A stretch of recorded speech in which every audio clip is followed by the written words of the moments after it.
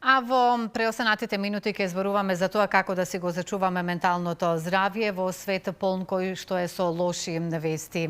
Психотерапевт Меријам Бросова, наш гостин, така да оле повелите, нема да ви одземам многу од времето, само ќе кажам добро утро и добре ни дојде. Да, претходниот прилог со Дороти Пачкова, мислам дека беше, самохран родител, се надоврзуваме некако како нели во приказната и Мери е самохран родител. Ете, како може еден родител да ја надополни љубовта кон детето сам?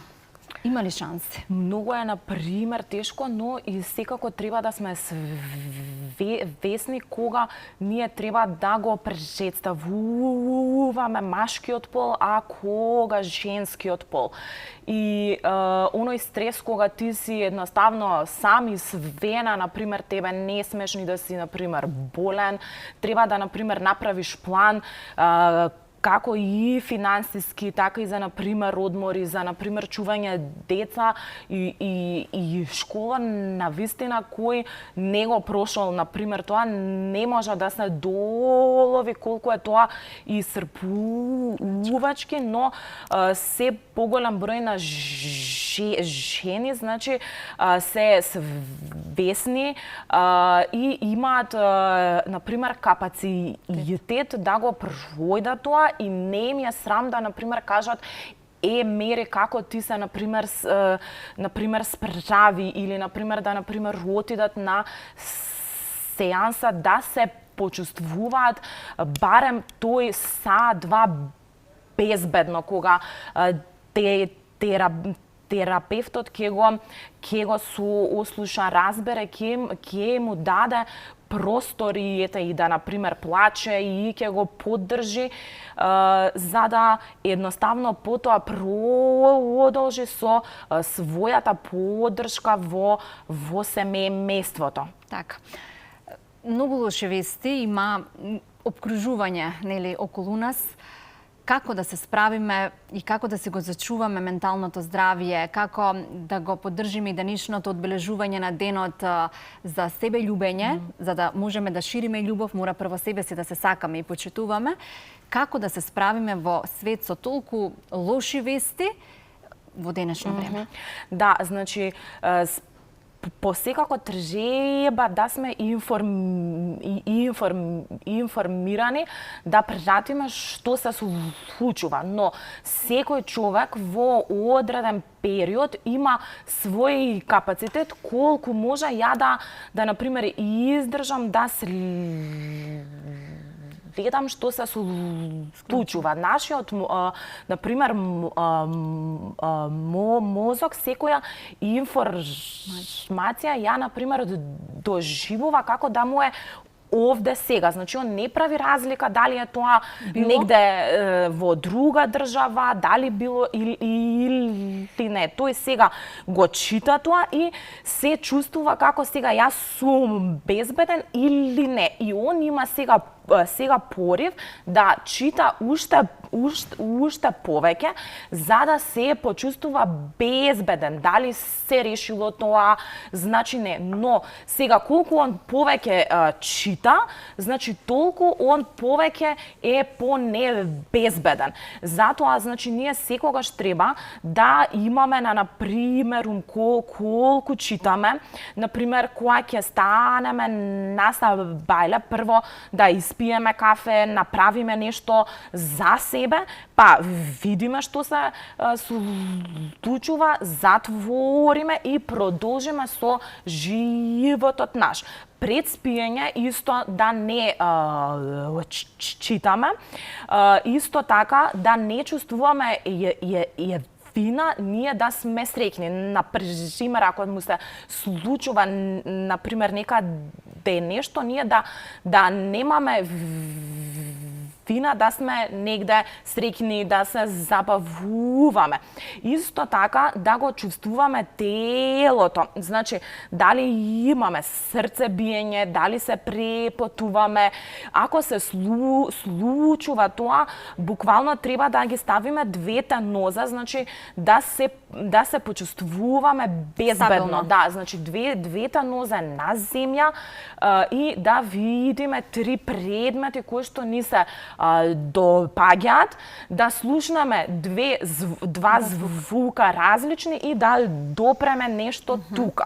Да, и да се прашаме дали јас сум безбеден, дали мене ми се случува ова или е само на друго место, да утврдиме дека сме безбедни, да се прашаме дали ние можеме да направиме нешто или не, доколку можеме преку донација, може повик окей правиме, доколку не, значи кажуваме што можев јас да направам, направив, сега јас сум безбедна и продолжувам. Сега, најбитно е кога ние гледаме некој човек кој што, например, почнува да, например, паничи, да не му кажуваме ништо не е, види среќен си, него да примим, да искажеме соочувство, значи како тој се чувствува, што ние да направиме за да тој човек се чувствува безбедно, затоа што луѓето сега имаат проблем од небезбедно, иако ние реално живееме во некој по-безбеден свет за разлика од предците наши кога ги јаделе животни, кога имале повеќе такви смртоносни ситуации, но сега и тоа е доказ дека нашиот мозок не прави разлика. Плюс некои и луѓе што претходно ја живееле во војна, некаков друг стрес и при секое читање на лоша вест може да се вознемируваат.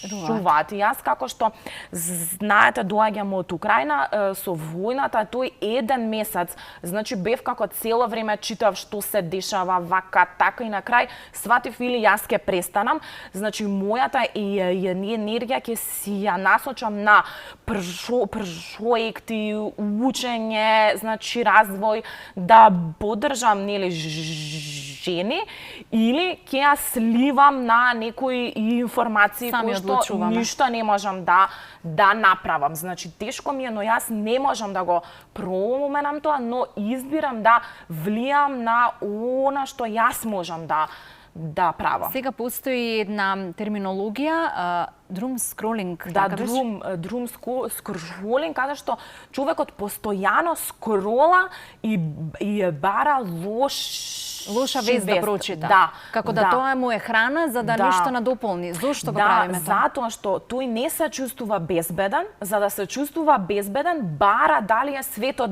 безбеден. И уствари тоа е една потреба каде што буквално, а уствари колку повеќе чита, толку е понебезбеден. Значи тоа е како некој круг. Јас сега например читам небезбедна вест, мозокот бара потврда дека све се решило, но никогаш не може се да се реши. Значи секогаш ќе има проблеми сето тоа. И мозокот има потреба постојано да гледа, да пример гледа првот и он кога нели гледа има повеќе информации и е уште по-небезбеден. И уствари тоа е како еден круг. Што треба да направиме да не чувствуваме вина дека го правиме тоа и постепено да го намалуваме седењето на екрани, бидејќи реално нас ние, значи сега буквално достапно све. Нештото е проверено, а не нештото не. Така. Има техника за враќање во сегашноста?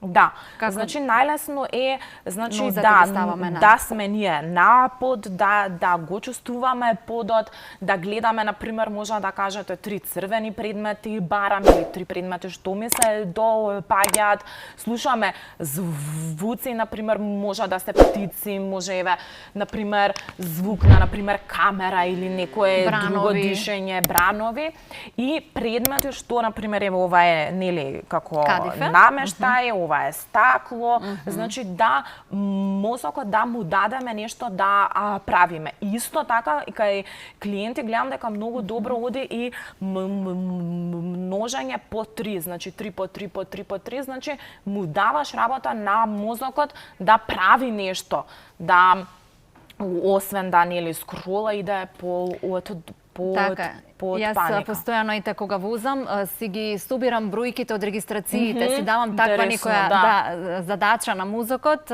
колку да не западнам во некое размислување или ете во таков свет каде што ќе се почувствувам небезбедна. Дали е добро тоа што Да, супер. Све што гледате дека има ефект, уствари треба да се прежименува и сите сме ние различни. Некој таблици, некој гледа например дрва број, например, има различни бои, бара различни. Што убаво. Да, така да сите сме различни и сите различно приименуваме. Да.